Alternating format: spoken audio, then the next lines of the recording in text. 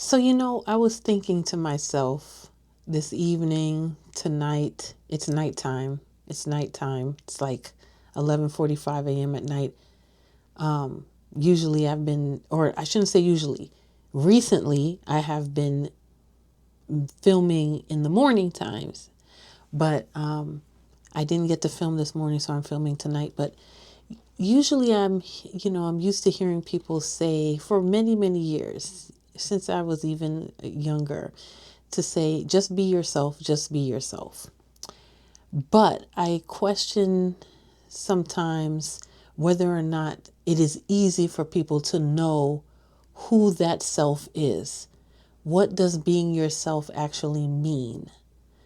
And and sometimes it seems like it is easier said than done. And I don't know. I don't know. It's a random, not so random thought that I start to think about, like, how do people actually know who they are?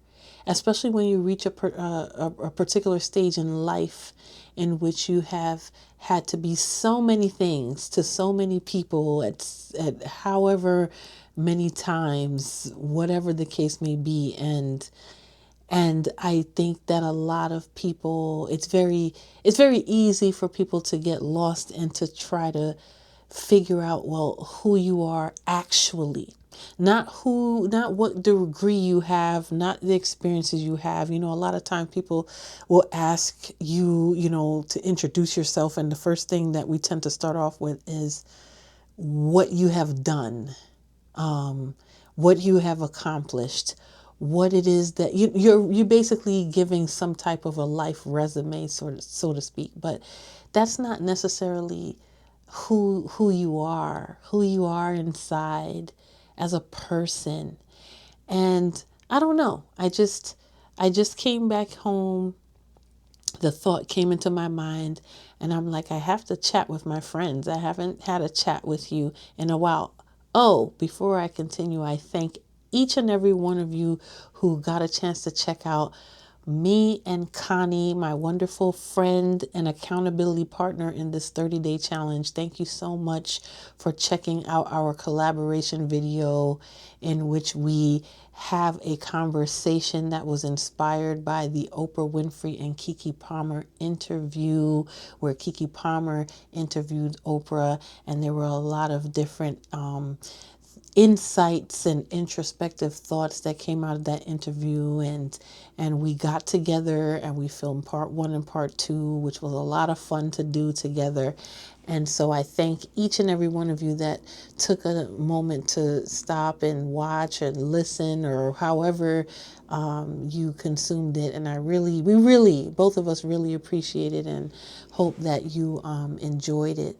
And so yes, I definitely want to say that first and foremost. And there will definitely be more collaborations to come, because we absolutely enjoyed it doing that together. But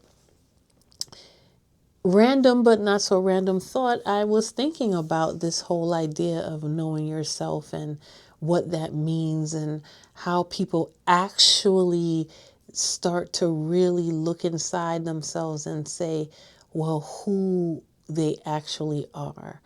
I myself have asked that question, and I have different types of reasoning that I come up with personally to answer that question for myself. But I recognize that everyone has to answer that question for themselves. And maybe you don't even feel like you have to answer that question, quite frankly. Maybe it's just something that you just never even think about. But when I think about myself, for instance, or for example, I think about multiple ways in which to even answer the question. So I can think back to my earliest, happiest childhood years that I remember, and that would lead me to an answer to say that at heart, my foundation is that I am a teacher.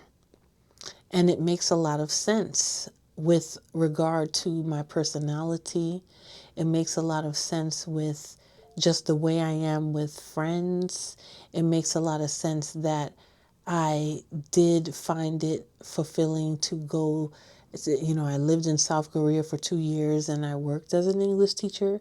Now, I never became a teacher in the, I guess I can refer to it as the traditional sense as a career here. When I say here, I mean like in the United States in America, where I live, where I was raised. However, I think at heart, the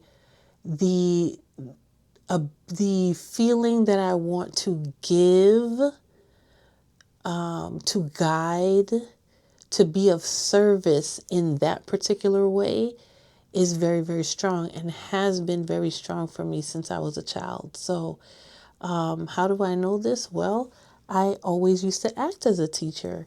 So I really used to enjoy, like, I used to have, like, use my books as students. And you're probably like, what? But I literally used to, like, I've been reading from a very, very, very early age. From the age of 2, I was reading. So I just love to read my books and all different types of books and everything. So I used to literally have my books and I used to like spread them out on the floor, and each individual book I used to kind of imagine that each one was a student, and I would walk around, talk to them, grade them, let them know where they could do better. I was a very stern teacher at times. The 3, 4, 5-year-old, 6-year-old me, very, very stern teacher. But it was a great imaginative play that was actually, even if I didn't realize it at the time, I was just showcasing who I was. And I had a lot of fun doing this. And I would do this all by myself. I didn't need living students in order to be a great teacher. So when I look at my personality and I think about the things that I enjoy doing, I enjoy teaching, I enjoy coaching, I enjoy guiding, I enjoy advising, I enjoy enlightening, I enjoy analyzing things out loud with friends or just about anybody, about just about any kind of topic. If I don't know something, I will let people know, oh, I don't know, or I have to research that some more, or whatever. But instinctively, I may have an idea, or I'm just able to kind of think of things in a certain way where I can maybe give a perspective that is a little bit different than maybe one that was given to someone before. And I also find that I tend to look for different ways for people to easily digest or understand a particular concept. So it's almost like I have like a natural recognition to say, okay, it's okay if you don't understand it this way. However, here's another way, or here's another way you could think about this, or here's another way you could think about that, especially as it pertains to challenging life experiences. So if someone is going through a particular tough time, I find that I get a lot of joy out of providing or giving the service of helping people kind of think of things in like an alternative way to help ease their anxiety or some type of anxiousness over a particular thing that they may be struggling with or thinking about or contemplating even. Maybe there's like a different decision and they need to weigh it, and it's like, oh, you could do this to try to analyze it, or you could do that. So for the most part, I recognize those things within my personality, and I recognize that that was always there. It wasn't necessarily something that came about. It may manifest in different ways through the years, but it was always there since I was a little girl.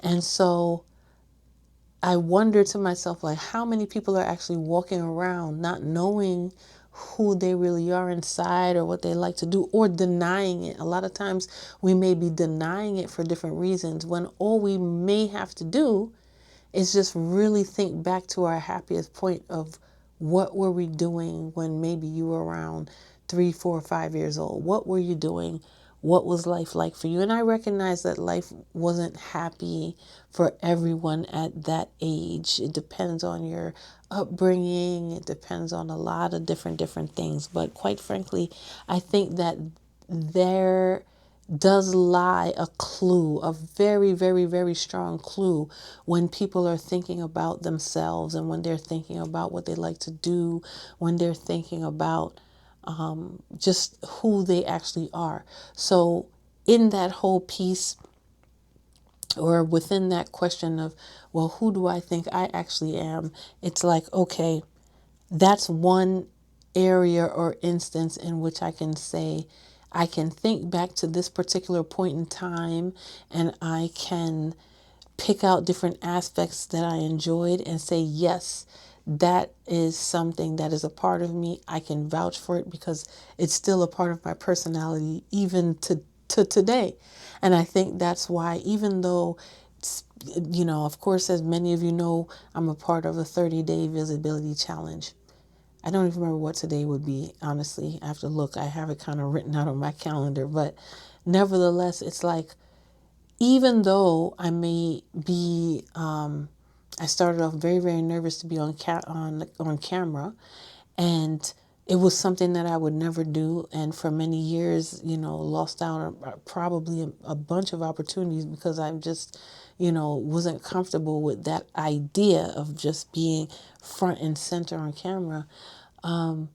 Even though it's something that started off as a nerve-wracking endeavor, doing it more and more and more, I'm building the confidence, I'm building the consistency, I'm building the ability to get on camera and not be so fearful, so afraid, so anxious, so self-conscious, all the things, all the fears that we can name.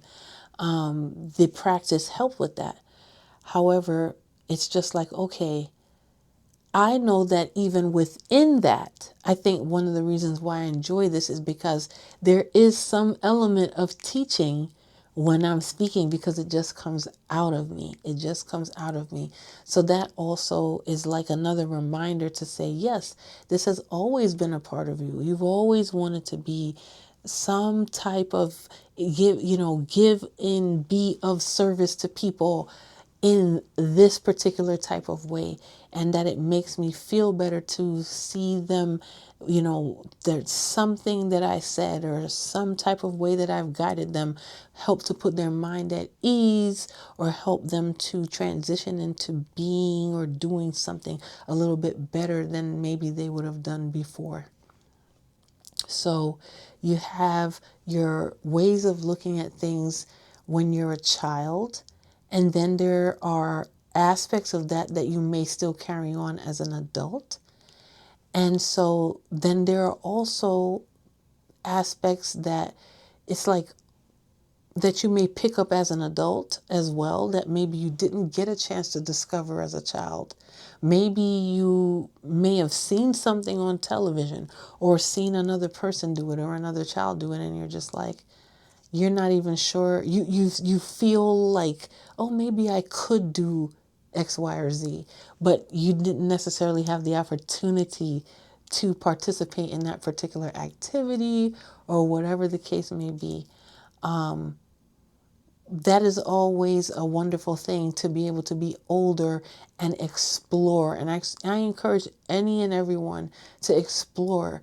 Find a way to, if you have an idea of something you want to do, find a way to test it out. Find a way to just see if it's something that could possibly be for you. I think that is so important, not to hold yourself back. And that's the thing as well I want to touch upon, is that there are so many of you, you do know who you are. You know what lights you up. So that's one aspect of it, like what lights you up. And like I said, I knew from an early age, there was something about teaching, being of service in that way, spreading information, coaching, mentoring, whatever we want to call it, that appealed to my particular spirit.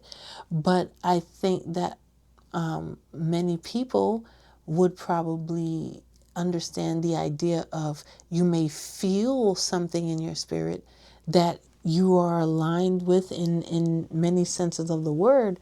However, there are outside forces that cause you, or just somehow being in life caused you to I don't, kind of like not think about those things, squash those possibilities down, quiet those possibilities, or search for something else because maybe you feel like it would make you more money if you choose something else. Maybe you feel like it's just not sustainable for you somehow for whatever reason, or maybe you listen to other people put down whatever it is that you felt like you were good at. Maybe they told you, oh, you can't make a living doing that. Or maybe they told you it was silly. Maybe they told you that it wasn't something that you could, that made any sense to do. Either way, those would be considered external forces that are kind of stifling your ability to explore the activities that light you up inside. So I definitely encourage you, if you are falling into that category or have fallen into that category, think about the fact that, you're still here. You still have an opportunity to try so many different things that you didn't get a chance to try. And I encourage you to try it if possible. Try whatever it is. I don't know if it was something that was a hobby, something you're thinking about being a hobby, something that could be a hobby, but it just never materialized for you to be able to try it because of fear or because of being doubted by others, or maybe you were the main doubter. Maybe you just doubted yourself. So yes, I don't know. This just kind of came up. So it's like you get to know who you are by thinking back on who you were as a child. You get to know who you are by thinking about where did that go? That thing that lit you up, what happened to it? Analyzing that and then maybe pulling that back out. If you were hiding it or got rid of it, figuring out how you can incorporate it into your life. And, but then in the grand scheme of thinking about who you are, I know for me personally, I have some religious foundation that plays into that. So that is helpful for me. Everyone is going to have their own ways of understanding who they are actually, and how that works within, being on this earth, relating to other people, and how that makes you feel inside. And I just say, well, with that element of thinking about your foundation, whether it be religious or otherwise, that does play a role in figuring out who you are in some way, shape, or form. But yeah, I don't know. I just thought about those things and I said, yeah, it's not just someone saying be yourself. Well, there are so many things that go into the being yourself. There are parts of yourself that you didn't even know were influenced because of just your familial structure. There's so many different factors that play into why someone or how someone could even get to quote unquote know themselves. And then there's the parts where it's like, how do you even know that you're even deciding to be what you think is yourself? How do you not know that some of that wasn't influenced by your upbringing, like I said, culture, different types of family dynamics, things of that nature. So ultimately, I say all this to say, it's important to think about these things at times, not to get hung up on them, but I do see the value in thinking of these things sometimes, because I also see the value in having standards for yourself. I think that your standards have a very, very close connection to who you are as a person, what you stand for, how you would treat people, how you would prefer to be treated. All of it goes together, and a lot of it is coming from, like I said, it could be your upbringing, just your whole makeup as a person can also go into why certain people choose certain standards or choose certain I don't know, ways of living, things of that nature. So anyway, I know it's a nighttime ramble. Maybe I should have a series and just call it nighttime ramble series. But hope you had a great day today. How are you doing? No, I'm doing fine. It's been a long day, but it's been a very, very good day. I'm actually really, really glad that even though it's late, that I jumped on to say hi and see how you're doing and to chat with my friends. So like and subscribe because we love to make new friends. We love to make friends that will also join us in these types of conversations, whether there be nighttime ramble, morning walk, rambling, um, different types of introspective thoughts, things of that nature. And it's just so much fun and I enjoy it so much. And yeah, that's pretty much it. That's pretty much it. So thank you, thank you, thank you. Have a good night or good morning wherever you are or whatever time you're watching this video. And I will talk to you later. All right, bye-bye.